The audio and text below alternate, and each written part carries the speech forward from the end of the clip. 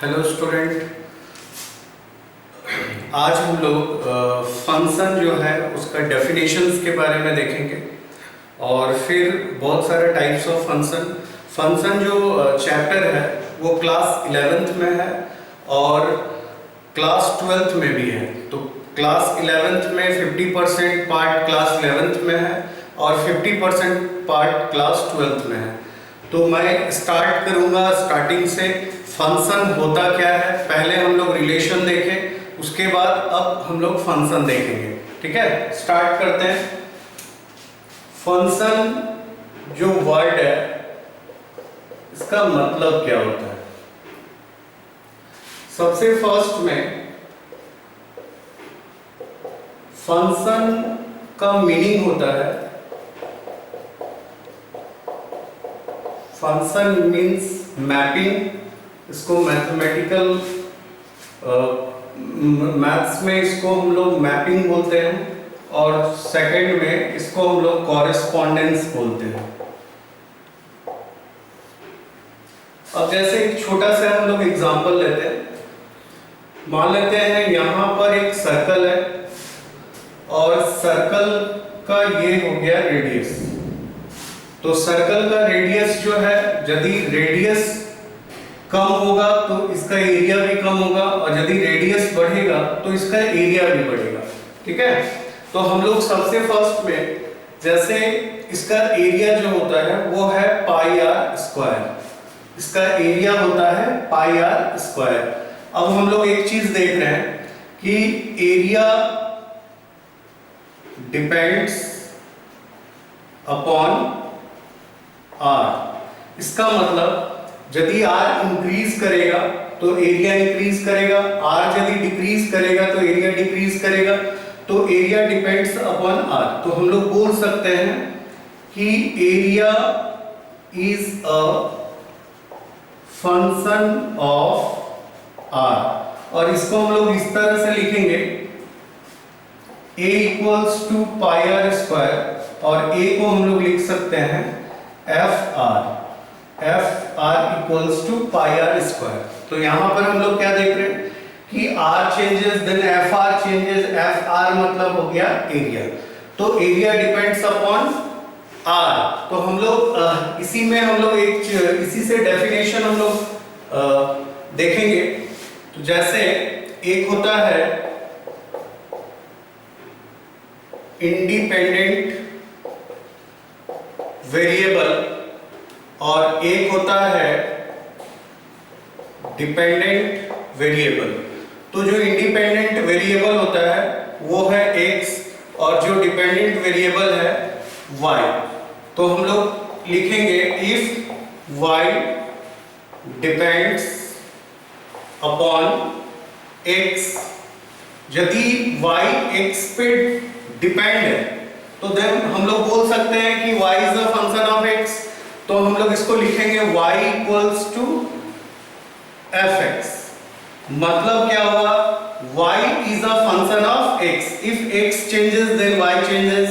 यदि x change होगा, if x changes then y भी चेंज करेगा।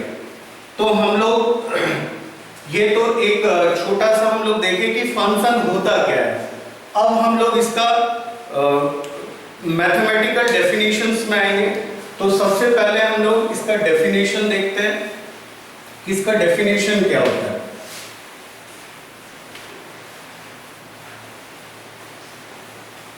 डेफिनेशन में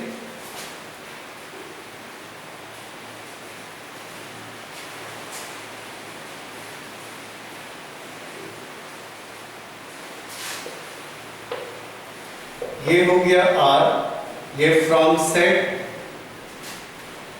A टू सेट B। ये हो गया F, ये फ्रॉम A टू B। दोनों में हम लोग डिफरेंस देखेंगे। इससे पहले हम लोग रिलेशन देख चुके हैं। तो ये R मतलब हो गया रिलेशन और ये F मतलब हो गया फंक्शन।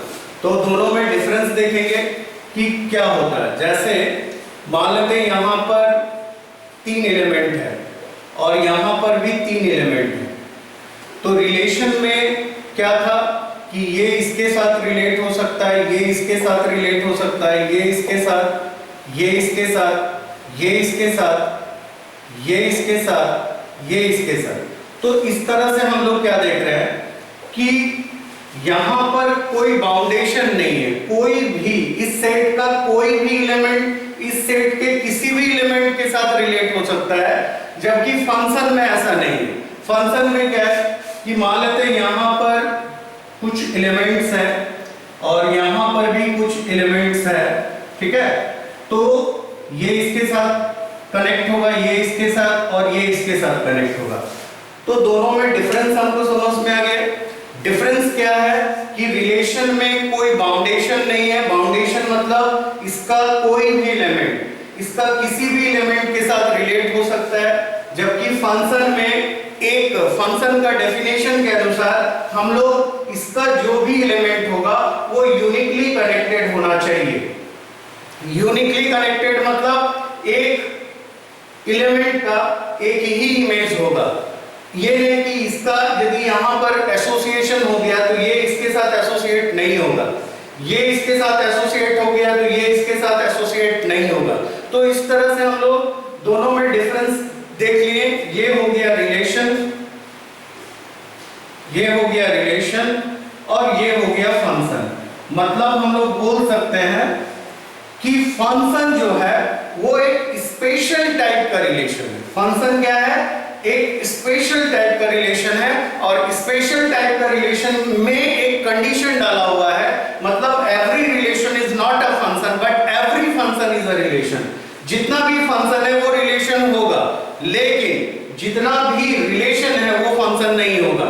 अब यहां पर डिफरेंस यहां पर ये है कि यदि इस तरह का कोई केस आता है तो वो भी तो रिलेशन होगा, वो भी रिलेशन होगा, लेकिन ये relation as well as function दोनों होगा, ठीक है। तो ये दोनों में हम लोग डिफरेंस देख लिए। अब हम लोग इसका डेफिनेशंस में आते हैं।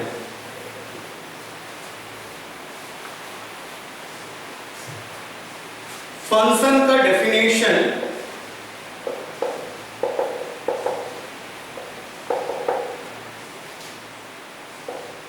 let a and b are two non-empty sets, then f is a rule which associates every element of set A with an unique element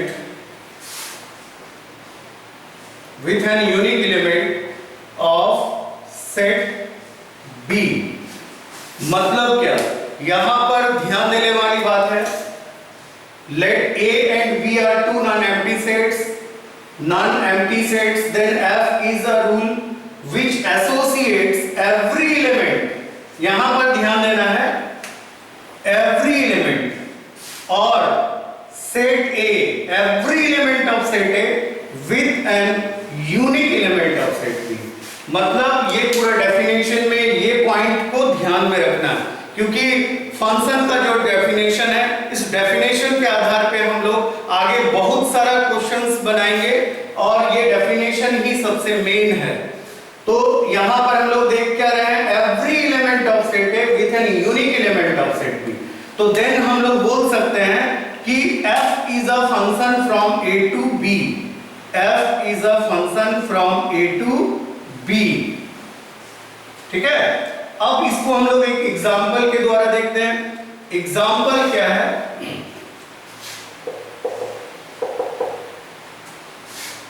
एक सेट है जिसमें 1 2 3 एलिमेंट है और एक बी सेट है जिसमें 1 है 4 है 9 है 16 है। तो उसमें 4 एलिमेंट है और इसमें 3 एलिमेंट है।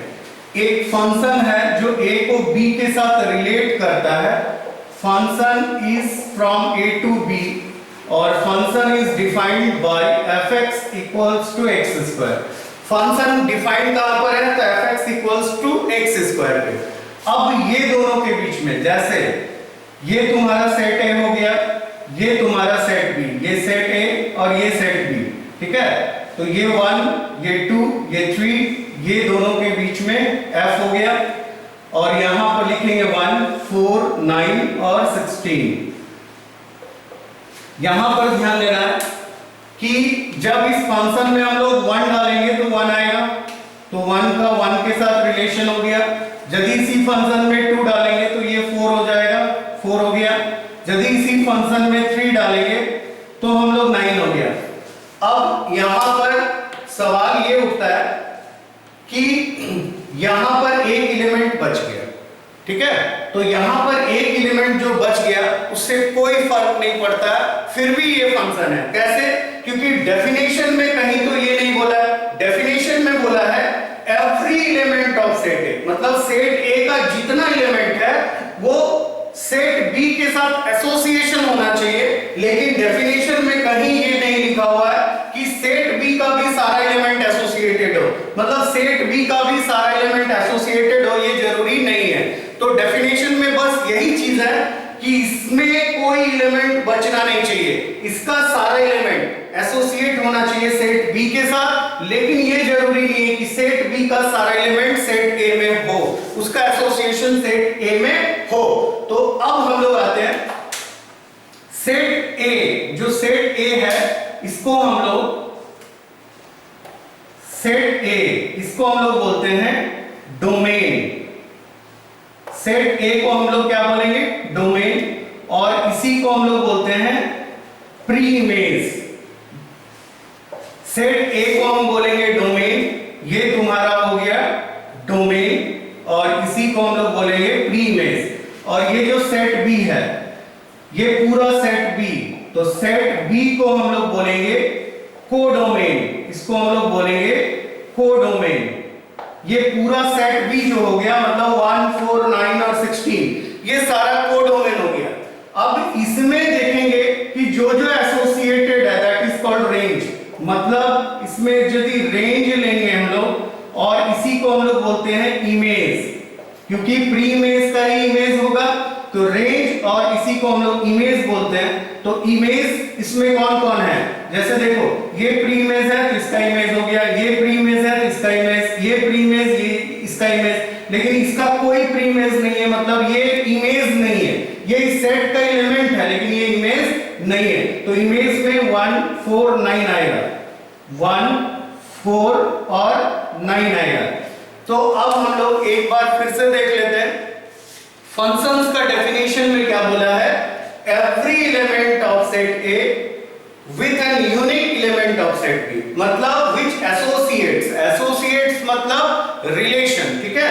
मतलब f जो है वो सेट ए का सारा एलिमेंट को सेट बी के साथ एसोसिएट करता है, और उसमें कंडीशन डाला हुआ है। तो कंडीशन ये है कि सेट ए का सारा एलिमेंट एसोसिएट होना चाहिए सेट बी के साथ, लेकिन ये जरूरी नहीं है कि सेट बी का सारा एलिमेंट सेट ए में उसका एसोसिएशन हो।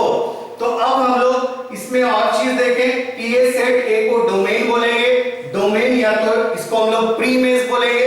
उसके बाद ये सेट बी हो गया, सेट बी को हम लोग बोलेंगे कोडोमेन, और इसमें जो जो एसोसिएटेड है उसको हम लोग रेंज, और इसी को हम लोग इमेज बोलेंगे।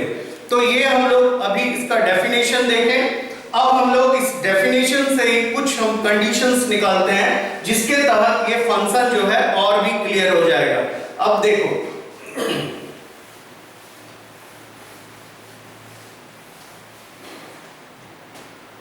यहां पर एक चीज देखना है कि ये रेंज जो है वो कोडोमेन के अंदर में है। तो हमेशा याद रखना कि जो रेंज होता है, किसी भी फंक्शन का जो रेंज होगा वो सबसेट होगा कोडोमेन का, मतलब वो कोडोमेन के अंदर में आएगा, ठीक है? मतलब रेंज जो आएगा वो ऑलवेज कोडोमेन के बराबर भी हो सकता है, ये भी हम लोग केस देखेंगे, लेकिन रेंज ऑलवेज कोडोमेन के अंदर आएगा। तो जैसे हम लोग किसी का सबसेट लिखते हैं तो सबसेट में हम लोग वो सेट भी तो लिखते हैं, मतलब रेंज कोडोमेन के बराबर भी हो सकता है और रेंज कोडोमेन से छोटा भी हो सकता है, मतलब ये जो सेट है इसके अंदर में आएगा। फंक्शन हमें ऑलवेज हम लोग देखेंगे कि रेंज जो है वो कोडोमेन के अंदर में रहेगा। अब हम लोग देखते हैं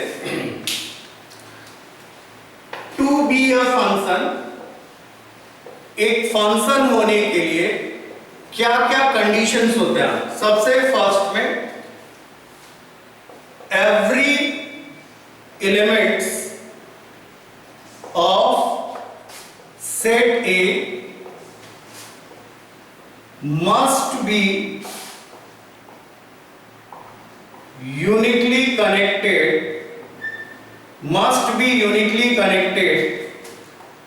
with the elements of set B। मतलब सेट A का सारा एलिमेंट मस्ट बी, मतलब होना जरूरी है, होगा तो ही फंक्शन होगा, नहीं तो फिर ये फंक्शन नहीं होगा। तो ये सेट A का सारा एलिमेंट एसोसिएटेड होगा, यूनिकली कनेक्टेड होना चाहिए with the element of set B. तो ये ध्यान देना है। अब यहां पर हम लोग दूसरा पॉइंट में आते हैं। दूसरा पॉइंट ये है कि it is not necessary that every elements of set B has an association in set A।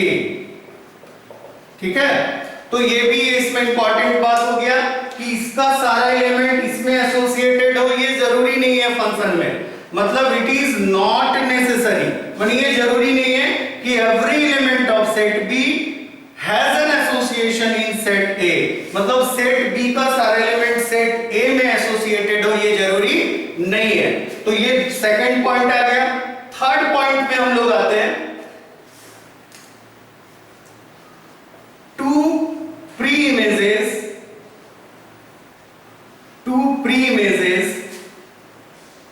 may be a single image। Two pre-images may be a single image, but two images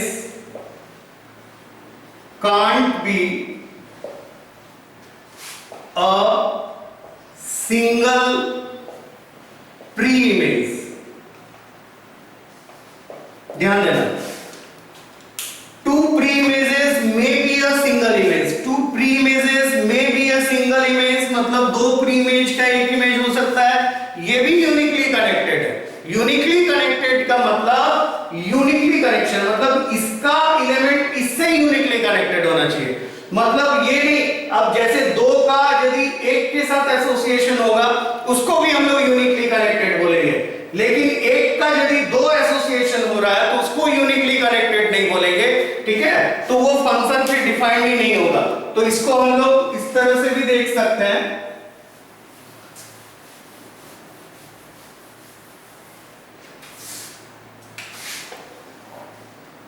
दो pre image का एक image हो सकता है, लेकिन एक pre image का दो इमेज नहीं हो सकता है। जैसे ये एक फंक्शन है, ये भी ये हो गया, ये भी एफ हो गया। तो मान लेते हैं यहां पर दो प्री इमेज है, इसका एक सिंगल इमेज हो सकता है, मतलब ये भी यूनिकली कनेक्टेड ही हुआ, इसको हम लोग फंक्शन बोलेंगे। और यदि एक प्री इमेज लिए, इसका दो इमेज आया, तो इसको हम लोग फंक्शन नहीं बोलेंगे, it is not a function. तो इसमें सबसे ध्यान देने वाली बात यही है कि यूनिकली कनेक्शन सबसे मेन है। यूनिकली कनेक्शंस मतलब क्या हुआ कि दो प्री इमेज का एक इमेज हो सकता है, एक प्री इमेज का एक इमेज हो सकता है, लेकिन एक प्री इमेज का दो इमेज नहीं हो सकता। यदि दो इमेज है तो इसका मतलब है कि वो यूनिकली कनेक्शंस नहीं है। अब हम लोग इसको ग्राफ के द्वारा भी देखते हैं।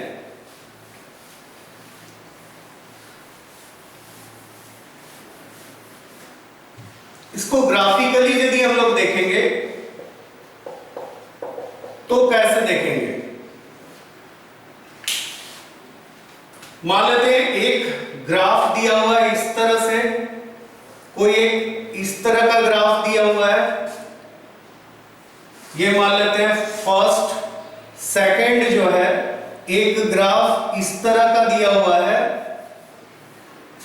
थर्ड में एक ग्राफ इस तरह का दिया हुआ है, और फोर्थ में एक ग्राफ इस तरह का दिया हुआ है। तो ये अलग अलग फंक्शंस का ग्राफ है, वो ग्राफ भी हम लोग देखेंगे। पहले हम लोग देख रहे हैं कि सिर्फ ग्राफ से हम पता कर सकते हैं कि ये फंक्शन है कि नहीं। तो इसके लिए भी एक कंडीशंस होता है कि कोई भी line, if we draw a line parallel to, ध्यान देना, if we draw a line parallel to y axis, यदि y एक्सिस के पैरेलल एक लाइन हम ड्रॉ करते हैं, जैसे यहां पर एक लाइन ड्रॉ कर दिए, अब सवाल ये उठता है कि ये जो लाइन है वो इस साइड होना चाहिए। यदि इस साइड होगा तो फिर ये कर्व को कट ही नहीं करेगा, तो जिस साइड में कर्व है कर्व को कट करना चाहिए।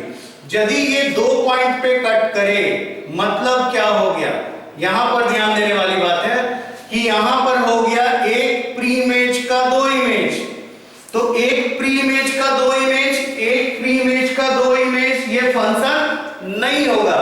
इसको हम लोग बोलेंगे if we draw a line parallel to y axis, if it cuts more than one point, then it is not a function, ये फंक्शन नहीं होगा।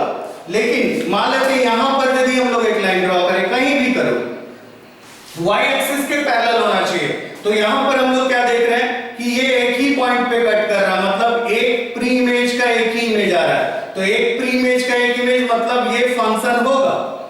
यहां पर यदि हम लोग कहीं भी ले लो, यहां यहां यहां या कहीं भी ले लो, इस कर्व को कट करना चाहिए, तो ये जैसे कर्व को कितने पॉइंट पे कट कर रहा है, एक पॉइंट पे कट कर रहा है, तो ये भी फंक्शन होगा।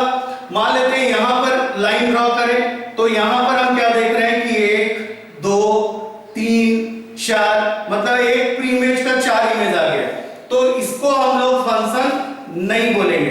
तो हम लोग यही ध्यान देना है कि ग्राफिकली हम लोग पता कर सकते हैं कि कोई भी फंक्शन जो है वो फंक्शन है कि नहीं है, वो हम लोग पता कर सकते हैं। तो एक बार फिर से बता दे रहे हैं, if we draw a line parallel to y axis, if we draw a line parallel to y axis, if it cuts more than one point, ठीक है, if it cuts the graph more than one point, then it is not a function.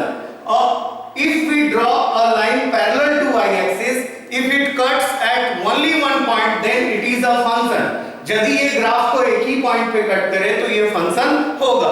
तो यहां पर एक point पे cut किया, यहां पर भी एक पॉइंट पे कट किया, ये फंक्शन होगा, ये फंक्शन होगा, ये नहीं होगा, यहां पर तो एकदम नहीं होगा, क्योंकि एक प्री इमेज का 4 इमेज आ जा रहा है, ठीक है, तो एक प्री इमेज का 4 इमेज ये संभव नहीं है। उसी भी फंक्शन में एक सोचने वाली बात है, यदि फंक्शन दिया हुआ उसमें एक इनपुट डालेंगे, एक इनपुट डालेंगे तो एक ही आउटपुट आएगा। दो इनपुट का एक आउटपुट हो सकता है, लेकिन एक इनपुट का कभी दो आउटपुट नहीं हो सकता। मतलब फंक्शन में एक वैल्यू डालेंगे तो ऑलवेज वो एक ही वैल्यू आएगा, दो वैल्यू नहीं आ सकता है। तो यही इसमें मेन था। तो ये हम लोग डेफिनेशंस देख लिए कि डेफिनेशंस क्या है फंक्शन का।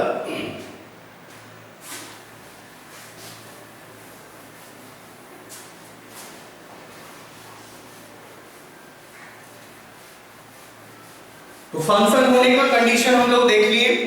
अब हम लोग फंक्शन का डेफिनेशन से रिलेटेड कुछ प्रॉब्लम्स करेंगे, और ये प्रॉब्लम मान लेते हैं इस तरह का कोई प्रॉब्लम दिया हुआ है, फंक्शन है natural number two natural number, और f(x) इक्वल्स टू दिया हुआ है, f(x) इक्वल्स टू दिया हुआ है 2x - 3। हमको देखना है कि ये फंक्शन है कि नहीं है। तो फंक्शन है कि नहीं है ये हमको फाइंड करना है। अब जैसे देखो, इसको कैसे देखना है, ये बहुत आसान है। नेचुरल टू नेचुरल मतलब यहां पर हम लोग एक मैपिंग बनाते हैं, यहां नेचुरल है, यहां भी नेचुरल है, और ये तुम्हारा f हो गया। अब नेचुरल नंबर स्टार्ट्स फ्रॉम, तो हम लोग जानते हैं नेचुरल नंबर स्टार्ट्स फ्रॉम 1, फिर 2, फिर 3, फिर 4, इस तरह से हम लोग बहुत सारे एलिमेंट नेचुरल में ले सकते हैं, लेकिन नेचुरल जानते हैं which starts from 1, वो 1 से स्टार्ट होता है। अब 1 यदि इस फंक्शन में डालेंगे तो 2 - 3, तो 2 - 3 कितना हो गया? 2 - 3 -1 आ गया, ठीक है। अब यदि 2 डालेंगे तो 4 - 3 1 आ गया, 3 डालेंगे 6 - 3 3 आएगा, 4 डालेंगे 8 - 3 5 आएगा। तो ये इसके साथ एसोसिएटेड, ये इसके साथ, ये इसके साथ, बट ये इसके साथ एसोसिएटेड नहीं है। क्यों? क्योंकि नेचुरल नंबर में -1 नहीं आएगा। तो मेरा जो फंक्शन जो दिया हुआ है ये सबसे मेन है। जो दिया हुआ कंडीशन उसको भी हमको देखना है कि ये जो कंडीशन है इसको ये फुलफिल कर रहा है कि नहीं। अब जैसे देखो हम क्या बोले थे कि एवरी प्री इमेज का एक इमेज होना चाहिए, तो इमेज भी जो आएगा वो भी तो नेचुरल होना चाहिए, मतलब नेचुरल के अंदर में आना चाहिए। यदि नेचुरल के अंदर में आया तो मतलब ये फंक्शन होगा। अब देखो यहाँ पर 2 का तो आ रहा है, 3 का भी इमेज आ रहा है नेचुरल, 4 का भी नेचुरल आ रहा है, 5 का भी आएगा, इस तरह से सारा का आएगा, लेकिन 1 का नहीं आया। तो हम लोग बोलेंगे it is not a function, ये फंक्शन नहीं है, ठीक है। अब हम लोग, ये तो एक हो गया। अब हम लोग एक दूसरे टाइप का प्रॉब्लम में आते हैं। जैसे देखो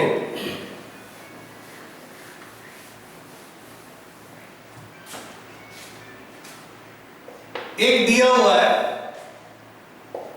f(x) इक्वल्स टू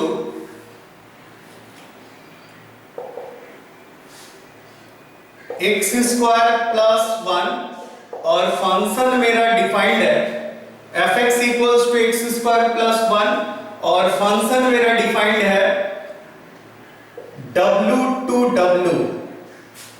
w मतलब हो गया whole number to whole number, ठीक है।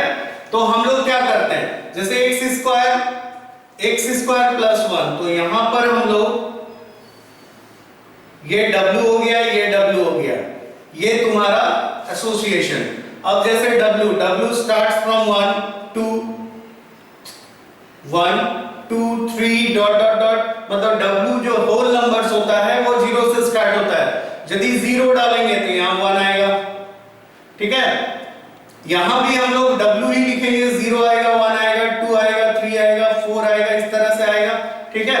तो 0 डालेंगे तो 1 आएगा, 0 डालेंगे तो 1 आएगा, 1 डालेंगे तो 2 आएगा, 2 डालेंगे तो 5 आएगा, इस तरह से।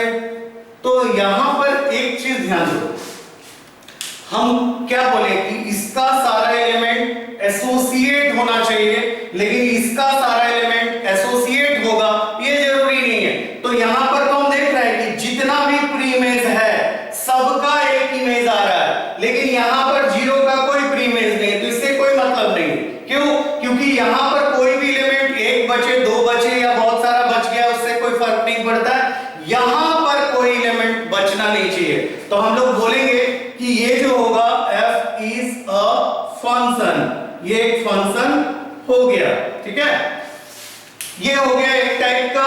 दूसरा टाइप, अब तीसरा टाइप का प्रॉब्लम में हम लोग आते हैं। जैसे एक मान लेते हैं एक रिलेशन दिया हुआ है f इक्वल्स टू दिया हुआ है 2 1 3 4 और 5 6, इस तरह का एक रिलेशन दिया हुआ है। तो ये जो है मतलब f है, ये x हो गया, पहला एलिमेंट x होता है और दूसरा एलिमेंट y होगा, ठीक है। तो हम लोग क्या करते हैं, एक इसमें दिया हुआ है कि मान लेते हैं एक रिलेशन दिया हुआ है, रिलेशन ये है कि f(x) equals to ax plus b, f(x) equals to ax plus b।